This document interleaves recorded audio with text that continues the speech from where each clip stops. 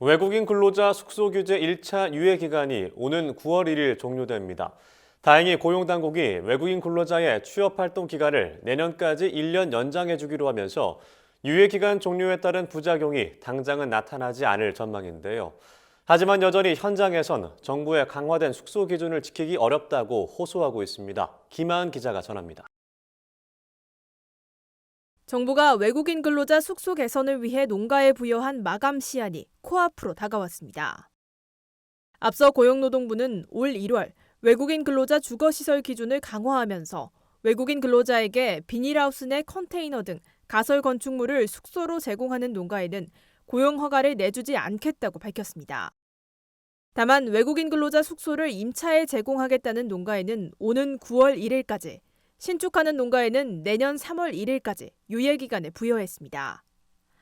숙소 임차 계획을 세운 농가의 경우 유예 기간이 오는 9월 1일 종료되는 겁니다. 하지만 다행히 유예 기간 종료의 부작용이 당장은 나타나지 않을 전망입니다. 정부의 기준을 당장 충족할 수 없다는 농가들의 반발이 이어졌고, 고용부가 코로나19 사태로 외국인 근로자 입출국이 어려운 현실을 고려해 올 4월 13일부터 12월 31일 사이 취업활동 기간이 만료되는 외국인 근로자에 대해 취업 기간을 자동으로 1년 연장해 주기로 했기 때문입니다. 하지만 1년 뒤 고용 허가 기간이 만료되면 재고용 허가를 받아야 하는 농가 입장에선 손 놓고 있을 수만은 없는 상황입니다. 그렇다고 강화된 숙소 기준을 충족할 수 있는 대책을 마련하기도 어려운 실정입니다.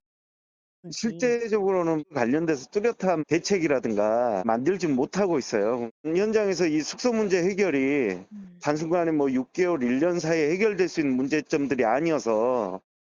이에 고용노동부, 농림축산식품부 등 관련 부처들은 현장의 어려움을 반영한 외국인 근로자 숙소 기준 보완책을 검토할 계획입니다. 고용부는 먼저 강화된 숙소 기준을 이행하기 어렵다는 의견이 많아 현실에 맞는 숙소 기준 정비를 내부적으로 검토 중에 있다고 설명했습니다. 어쨌든 합법상 불법이다 보니까 지금 현재 어떻게 기준을 정비할지는 내부 검토 중이고요. 관리사 부분은 열어주는 걸로 검토를 하고 계신 걸로 알고 있고.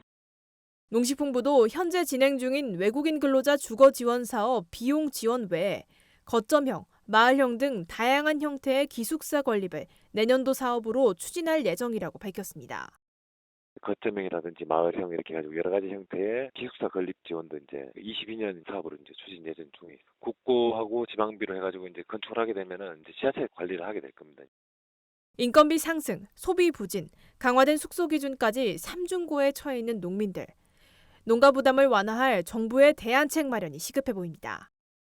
MBS 김하은입니다.